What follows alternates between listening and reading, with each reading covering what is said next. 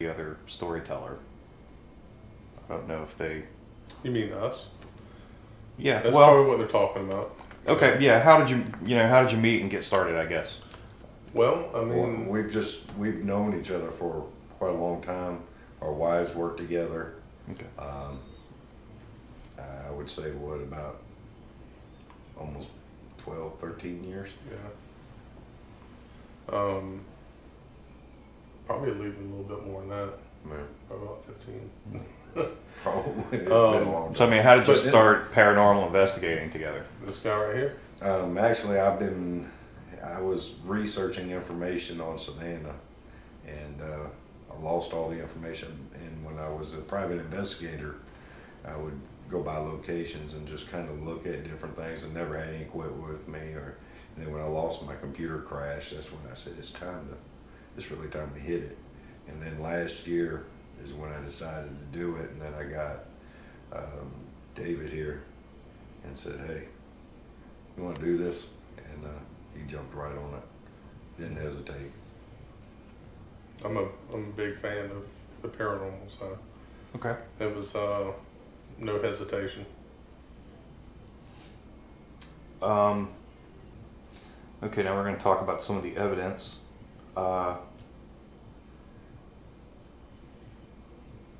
The first question is a little vague. It says, when do you first hear the EVP or the photo in the video?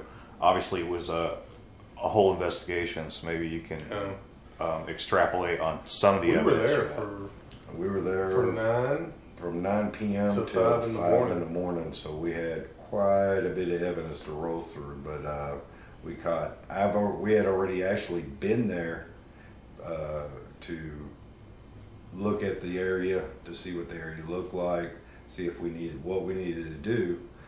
Went in, did some cleaning, as far as knocking down some weeds and stuff, so we could walk, make paths. Pre-ran the drop cords for the power for any equipment we needed. And we actually ran some EVPs and actually picked up some. There was a night we had a tropical storm coming through. We decided, let's go out there. Well, we were there about 10 minutes before the bottom fell out and it started pouring down raining. We captured 2 EVPs. One was get out of here type thing. It was actually profane. And the other one was dancing. We were standing by the steps and we picked up EVP that said dancing. Then we went back again, and I captured just a couple odd sounds or noises that weren't correct with as far as an animal or bugs that would be in that area. It would almost be words of like or that type of wording. We got the orb. Well, we did catch an orb, and then a shadow on video. Yeah.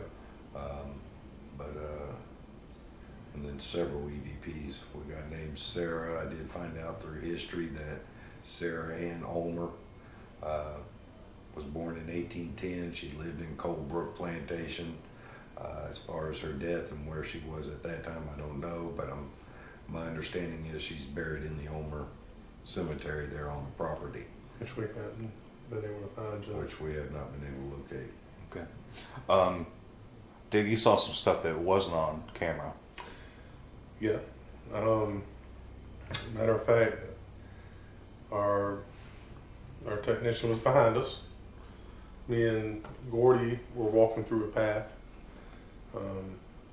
And we stopped. I think we were doing EVPs. And behind the cameraman's shoulder, there's a big oak tree. And at first, I didn't know if what I saw was there. I kind of looked, I glanced away, but when I looked back, it was a shadow figure that was almost full. It was, you could see a head and shoulders type thing, completely black, peek out from behind a tree. And when I actually said, oh my God, look, it went back, it was gone. Then I got scratched. Shortly after that, matter of fact, after that, we said it wasn't a good idea to go back, but I went back anyway. I went by myself, and I did get spooked a little bit because when I went back, I kept hearing noises and stuff in front of me, but it almost sounded like it was bouncing around, you know? And when I saw the figure again, it was right in front of me. It must have been maybe 30 feet. It was standing there, and I just decided it was time to leave at that point. Okay. I got out of that and went back. What was the date of the investigation? That was June 3rd, 2012. Yeah. There are several pieces of video that show that it's obviously cold out. You could see everyone's breath. Yeah. Did you do any temperature readings? Yes, so we got an average temperature in the area of about 52 to 53 degrees. Mm-hmm. But the temperature, fell as the night went on. So when we got there, it was pretty hot and muggy. I think it was close to the upper 80s, lower 90s when we first got there.